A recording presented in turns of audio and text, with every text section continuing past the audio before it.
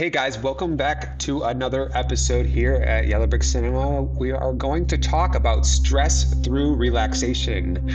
What that means is we put ourselves through a lot of stress trying to relax you, and we're just going to tell you how the back behind the scenes is here at Yellow Brick Cinema and how stressed we are sometimes at trying to make you relax.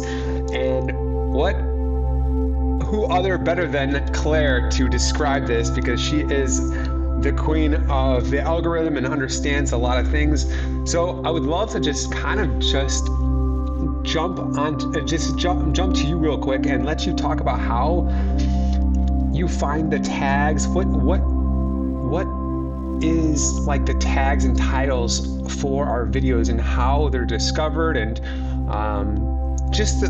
I'll let you talk. You're much better at explaining this than I am, and a better understanding of what's trending and what's the best for relaxation. So, Claire, I'll let you handle this from here. Thanks, Evan. Yeah, so basically we put ourselves through a lot trying to make sure that other people relax. And on the odd occasion, we'll listen to our own advice, but not very regularly. So yeah, there's a lot that goes into what we do, as you know, and it's not as simple as sitting in a relaxing space, creating a beautiful video and harnessing the relaxation that we're creating. There's a lot of research that goes into it. There's filming, there's rendering times, there's power outages in South Africa to deal with. There's all sorts of stresses that go along behind the scenes. And the research part of it is quite pressured in that in the past we've been at the forefront of tags and keywords and metadata, because our channel has been around for so long. We sort of led the charge in a sense when it came to that, but nowadays there's a lot of work that goes into it. Not that there wasn't back then, but a lot of work trying to keep up because there's a lot more competition. The keywords that sort of set the tone for our niche have now become not redundant, but so overused that they have such a high competition score. So it takes a lot of deep diving to try and find keywords that people haven't yet tapped into. And yes, there's a lot of stress to try and be at the top of those search results.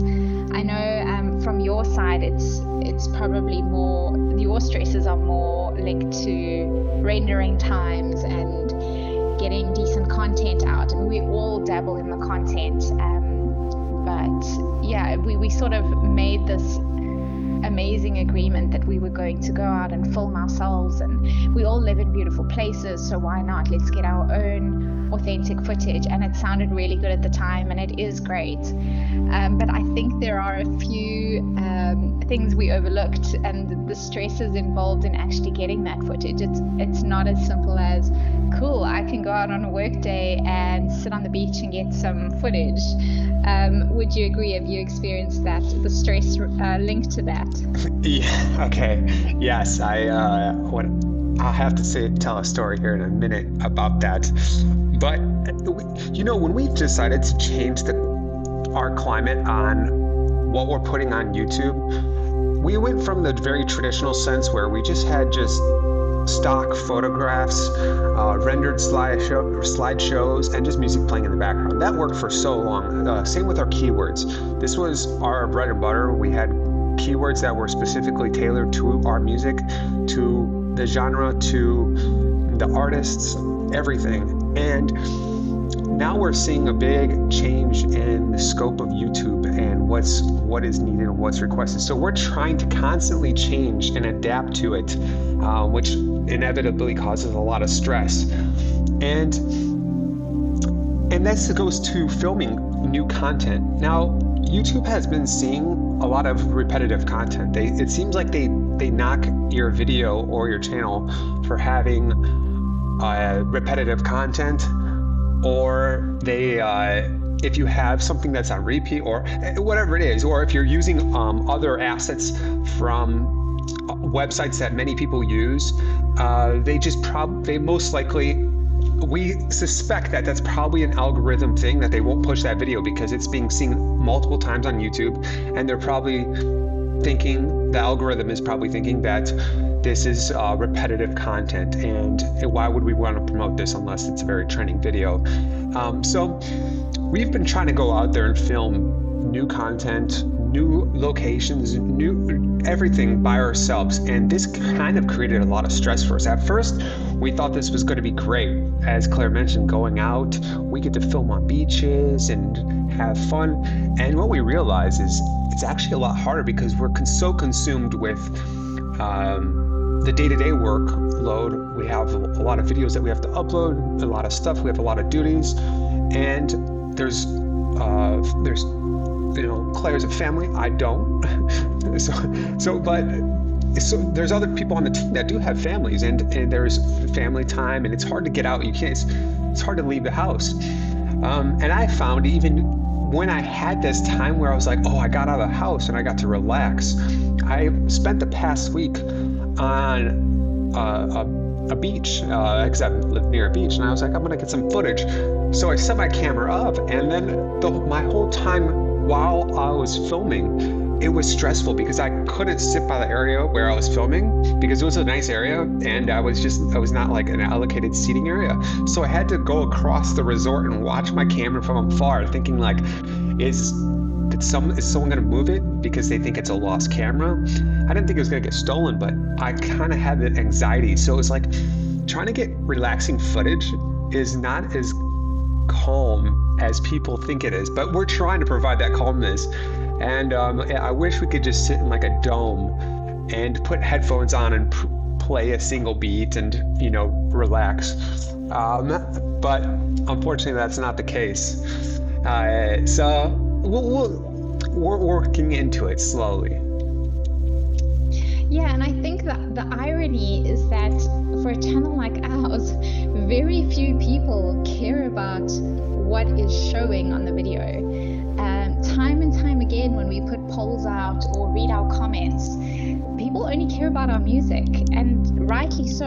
They're there to relax. They, for the most part, are using it when they're sleeping, so their eyes are closed anyway. Even if they're using it as ambient music or for meditation, generally we've gathered that the people watching, or that's exactly it, they're not watching, they're listening. And so we're in this weird conundrum of trying to please the algorithm to boost our videos and our views by providing content that isn't repetitive or isn't a black screen or a loop. We're going out and getting footage and authentic content. We're building puzzles. We're doing artworks.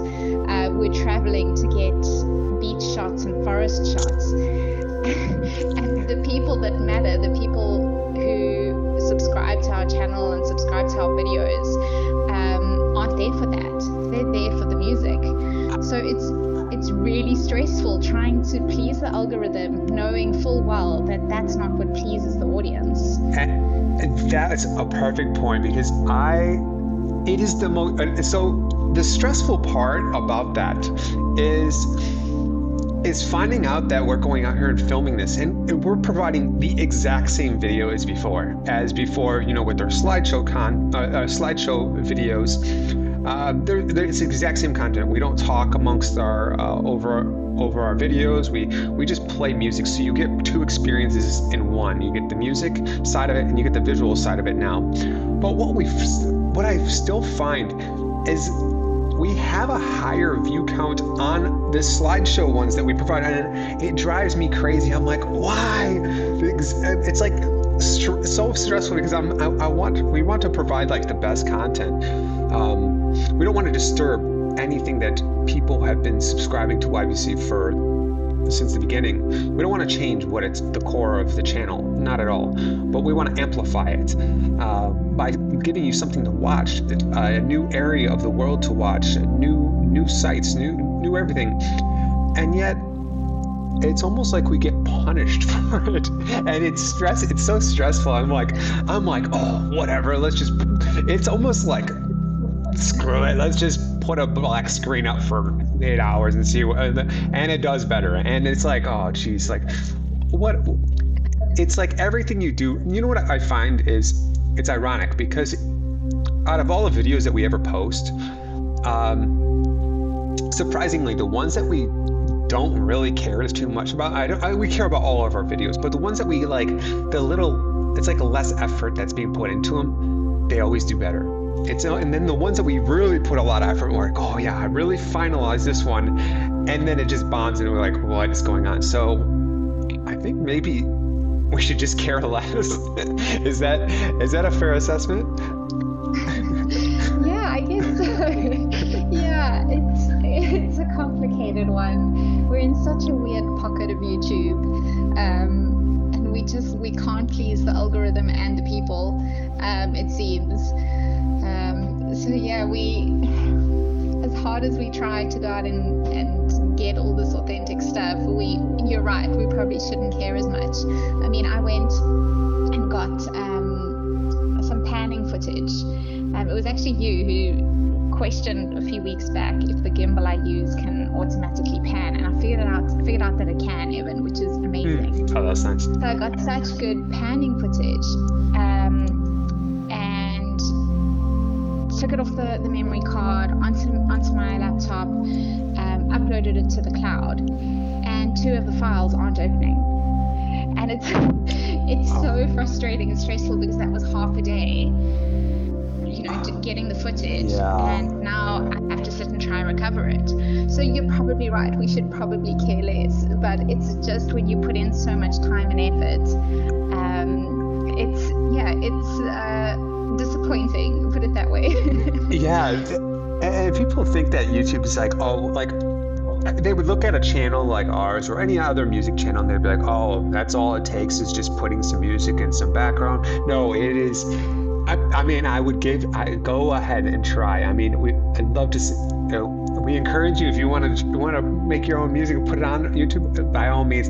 It is actually, YouTube's a very tough game. It's a very long and slow process. Like, we don't see immediate effects of what we do until months down the line, especially being a channel that's been 10 years in the making. So it's very, it's not, you don't get immediate results for what you do. So what you do, you have to stick to and just kind of just suck it in and just go, I'm going with my gut feeling on this, because the algorithm has to slowly adapt to your channel and what the audience wants. And so it's kind of disheartening when our videos that we do put time in, like as Claire mentioned, just walking around and you do all this and then you come home and find out the corrupt video, and then we post something that's completely just nothing that we really spent our hard time on, and then it just completely dominates, and you just go, what? And then in your head, you're like, oh gosh.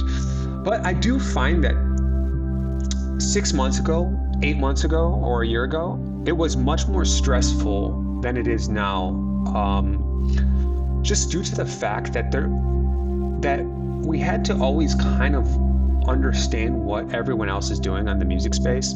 Obviously, we want to innovate the music space, but I think that you have to see what everyone else is doing, because if you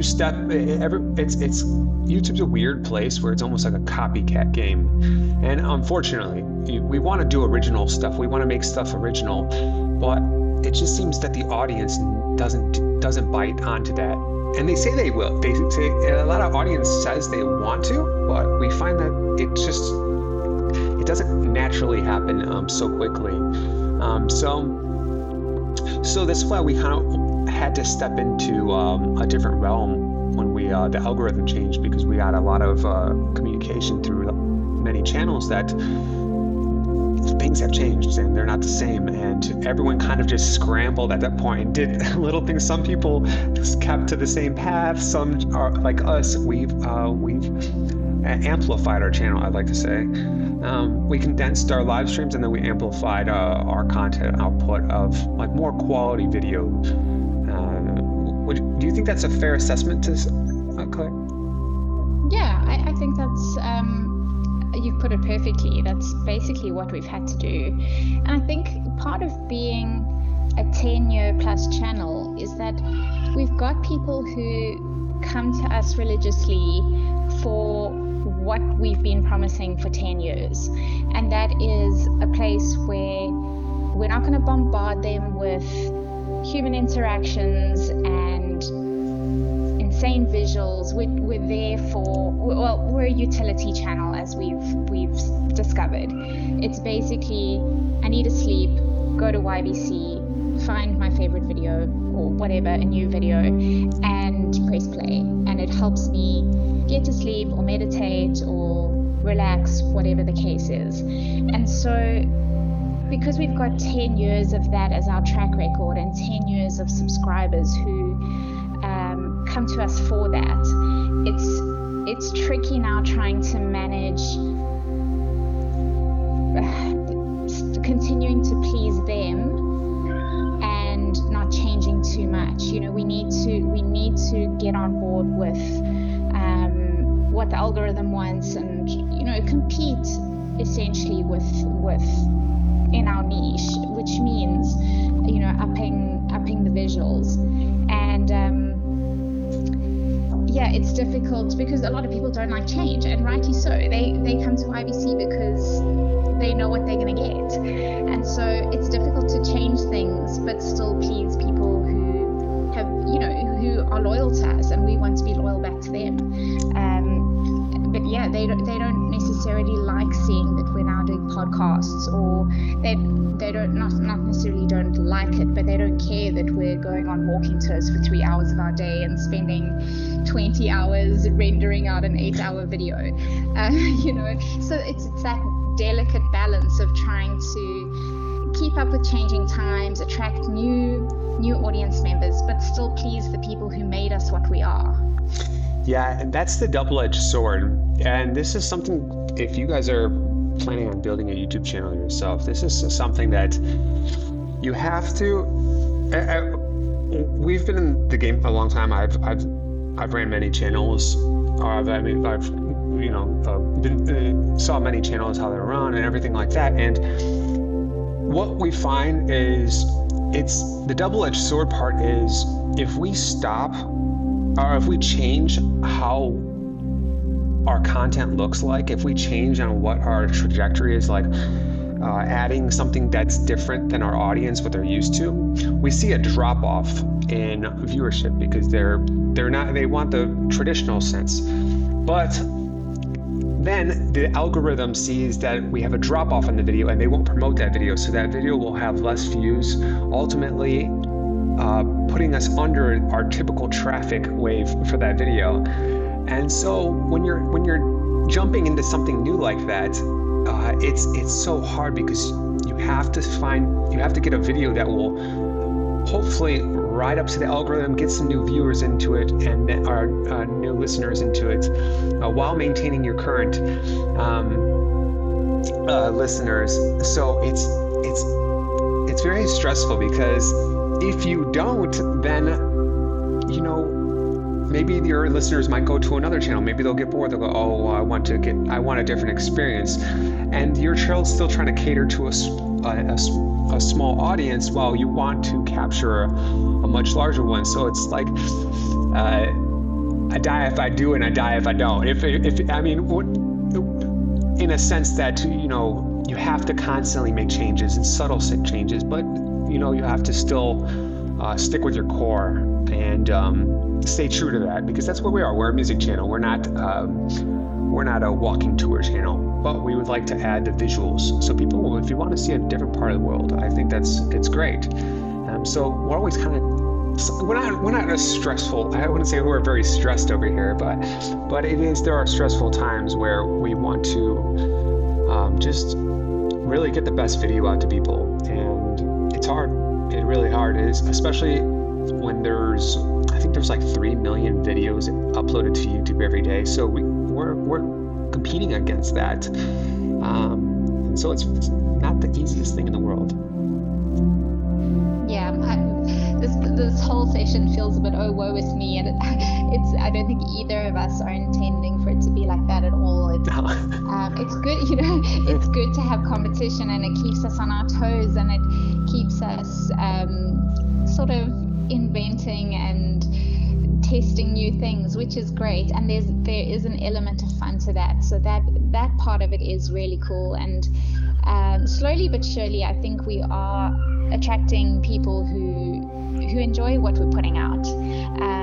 So yeah, it's more of just trying to find a balance and keep everyone happy, which even out in the real world is a very difficult thing to do, no matter what arena of work you're in. But yeah, it's all very interesting to try and compete against the algorithm and what people want, and and put new things out there while still sticking to who we are. And that's kind of why we're doing what we're doing right now, is doing these podcasts, and so you guys can see the insights of what's behind a real YouTube channel, what's the difficulties we face, and the real life of us. We're not just artificial AI slop channel that we're putting fake music up and giving you stolen visuals. At least not anymore. No, we're not. That's not what we're about. We actually have, real artists. We have real visuals, and we're real people behind this. We all have difficulties. We all go through real stuff, and so this is our way to communicate with the audience. And even if 50 people watch this, or 50,000, it still means a lot to us, because it's our way to communicate to you guys and to show you guys how we are real people. And this is sometimes it's a little stressful, but at the end, all we have to do is play a little YBC music and things get better. That shameless plug. I was trying to sequence into it, but I don't know how well that worked. Every time. I have to, because we can't really take advertisers really for Yellow Bricks. Like, imagine just relaxing for an 8-hour music. I'm going to go to bed, and then it's like, and then all of a sudden it's like, Denny's, welcome, get your $5.99 breakfast menu. And you're like, oh shit, I can't listen to this right now. I actually saw yesterday in the YBC back end, it said increase your profits by 199%, including mid-roll ads. I'm like, we cannot include mid-roll ads. We have to work hard. And you have no idea how many times all of us, our hands are probably sweating, hovering over that, and go, oh, I can't. It's like the red button that you push. It says do not push, but you just want to. But we have to suffer for your pleasures. We can't. We purposely don't run mid-rolls, even though it cuts obviously huge into any kind of margins we would make or anything like that. It's just, honestly, truly, it's just not like, we have to give an authentic listening experience. Otherwise, what's the point? But if you see mid-rolls in our podcast, then we're hitting that button many times, because it's not a relaxing music experience. And feel free to watch the first ad, all the way through. See if you can rewind the ad. If you could replay the ad, that'd be great. It could help us out a lot, because those 8-hour videos, if everyone watched those 8-hour videos and we could put ads through an 8-hour video, we would be driving Bugattis, but unfortunately, it's a totally different story over here. So, but yeah, that's all I kind of have for right now. Claire, do you have anything else to say? Yeah, no, just the one thing that jumped to mind was, for us saying we put something out and we get 1,000 views and we think, all that effort, and it's disheartening. It takes, for me at least, one comment on a video or a podcast where someone is giving some sort of heartfelt appreciation for what we've done, and it makes it all worth it. So we really do appreciate the feedback, even on videos where we are not garnering huge views or massive interaction. Everyone that we can help, we really do, we appreciate it, and it helps us with all the effort and sweat and tears that go into all the videos we put out. This is 100% true. You know what? Like just like Claire said, as if there's one comment and they see a video and they go, "This was a beautiful walkthrough. I love this." It's just so one person. It's so rewarding. And I know some people might say, "Oh, why not 1,000 comments?" No, it just takes one person to make your day. It's a nice thing. It's quite nice to hear and refreshing. So if you made it to this point, if you could say one nice thing, that'd be great.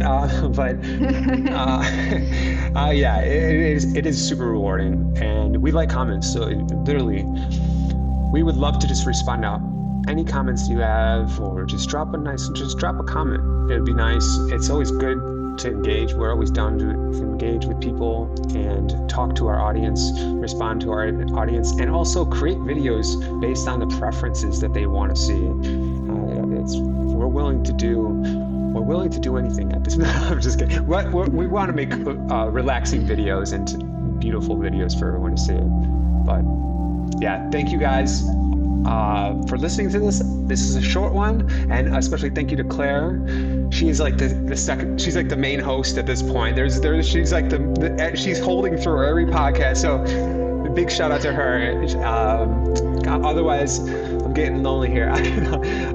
But yeah, thanks guys, and we will see you next week. Thanks again.